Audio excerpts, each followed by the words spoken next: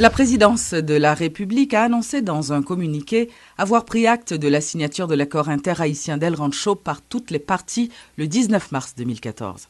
Selon la présidence, cette conclusion heureuse ouvre la voie à la mise en place des structures administratives et politiques devant déboucher sur l'organisation d'élections législatives et locales, des élections honnêtes, inclusives et démocratiques, dont le premier tour devrait avoir lieu au plus tard le dernier dimanche du mois d'octobre 2014.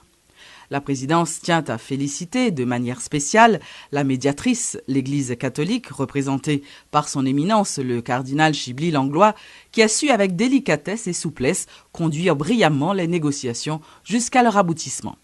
Le pouvoir exécutif réitère son engagement à respecter dans les délais toutes les dispositions de l'accord relevant de sa compétence. Il souhaite vivement que les autres parties en fassent autant. Notons que Sandra Honoré de la MINUSTAH ainsi que les autres membres de la communauté internationale en Haïti, représentés au sein du Core Group, ont également salué la signature de ce document.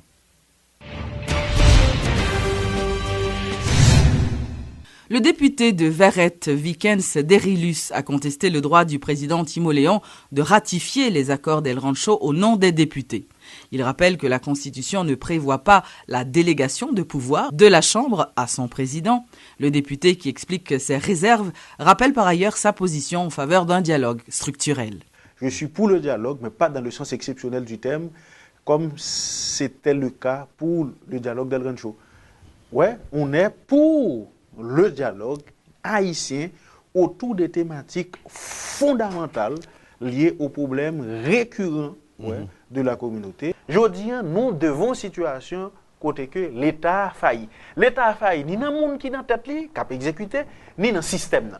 Eh bien, à partir de ce moment-là, passe attention, élection pour être organisée, c'est depuis novembre 2011. Maintenant, je dis, nous, en mars 2014, ouais, on a posé problème. Est-ce que l'élection a pas organisée du tout? Maintenant, il faut comprendre qu'à partir de ce constat-là, nous sommes d'accord que l'État n'a agi la pagi, il failli, n'a agi la pagi, il est irresponsable. Donc, sous base ça, moi dis ça, faut que nous constater faillite là, et puis là nous faisons constater faillite là, nous séparer nos responsabilités by chaque monde, et puis maintenant nous rebrasser carte la générale.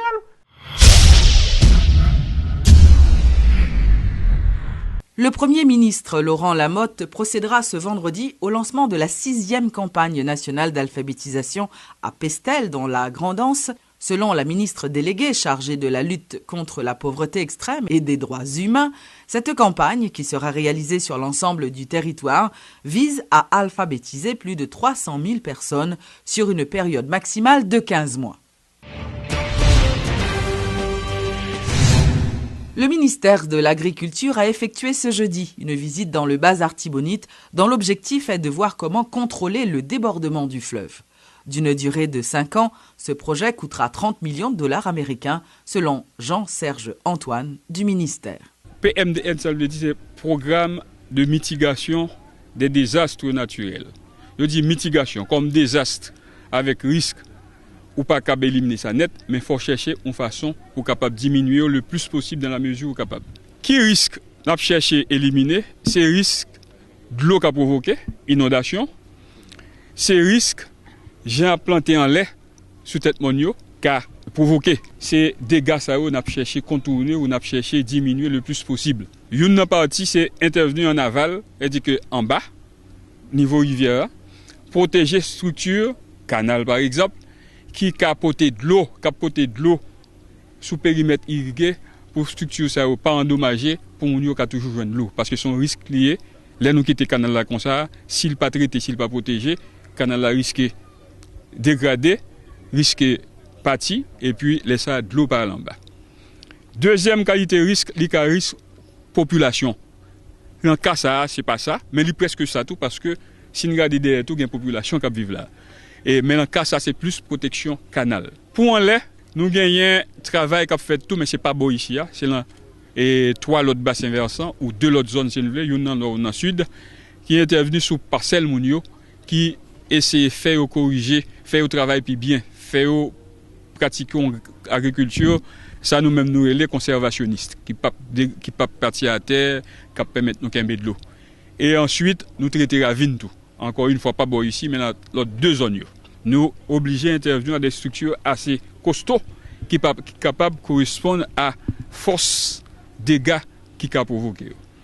Et son projet coûtait 30 millions pour 5 ans, mais la donne, 3 travaux nous coûté, il est presque absorbé pour compte 9 millions. Le bureau du ministre chargé de la sécurité énergétique a procédé ce mercredi à la distribution dans la commune de Koto, située dans le département du Sud, de matériel d'éclairage pour les foyers afin de favoriser la sécurité dans la région, selon le député de la zone, Astrel Dolné. L'avantage que l'on gagne, premièrement, que l'on diminue le risque pour que les gens ne pas prendre du feu, pour que les gens qui prennent l'école, qui lèvent le bonheur, il y a parlé des vampires. Les gens doivent sortir dehors, aller sur une place d'armes, aller étudier. Et vampires qui frappent pour éviter toute bagaille, donc on a un esprit satanique. Les gens doivent gagner la caille, il y en a passé, il y a une lumière par caille là, et puis les gens doivent étudier les sons. Deuxièmement, on connaît que les paysans lui-même toujours lever bonheur, soit pour le faire café, pour aller dans le pâturage, ça va l'aider économiquement. Et ouais que là en journée, là en soirée, ils ont boulé $5 et bougie ou bien baleine. Ils ont acheté allumettes.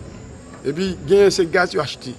Je dis à moi que, ils ont une lumière par Kaïsa, ils peuvent diminuer non seulement le risque pour qu'elle ne pas brûler, pour que les gens ne soient pas victimes, mais tout, les villes peuvent gérer économiquement. Côté, ils ne peuvent pas acheter gaz chaque jour.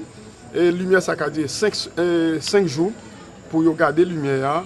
Ils peuvent charger le téléphone, là, ils peuvent garder sur. Ils ont 10 têtes différemment. Côté qu'on a connecté le téléphone pour charger. Là, je crois que le peuple a lui-même et le gouvernement veut piper pour porter satisfaction à lui-même. Et à quel système il fonctionne après ça? Après ça, il fonctionne avec le système solaire. Côté on a une batterie qui dure 3 ans. On a un panneau solaire là lui-même, il a duré plus que 10 ans. Et pour gagner un pour la tour, on connaît le cas défectueux, il a fait 1 an. Comme ça, tout le cas fait 3 mois, ça dépend de façon utilisée. En gros, nous croyons que les gens ont une longue durée de vie, côté que ils peuvent apporter une solution rapide à tout le monde, surtout les paysans qui ne peuvent pas joindre l'électricité d'Haïti, qui est loyer. Et puis, Internet est-il en train de devenir une source majeure de désinformation ? Alors que beaucoup d'internautes considèrent que tout ce qui se dit sur le web est vrai, les sites d'information bidons se multiplient. Des professionnels haïtiens de la communication dénoncent la diffusion de fausses nouvelles sur la toile. Ces journalistes expérimentés, interrogés par Radio et Télé Métropole, préconisent la prudence et exhortent les utilisateurs à toujours vérifier leurs informations auprès des institutions en ligne, des institutions connues. Luc Nergaro s'est penché sur ce problème. Suivez donc son dossier. Comme toutes les inventions et découvertes de l'homme, l'Internet est venu compenser un vide dans l'existence et a permis à l'humanité de faire un bond en avant. Son importance n'est plus à questionner. Toutefois, les bienfaits de cet outil dépendent de l'utilisation que l'on en fait. Aujourd'hui, sur la toile, les informations circulent à la vitesse de la lumière, mais toutes ne sont pas fiables. Combien de fois Jackie Chan est-il mort sur Internet? Et plus près de nous, combien de fois a-t-on retrouvé l'avion de Malaysia Airlines disparu il y a 2 semaines?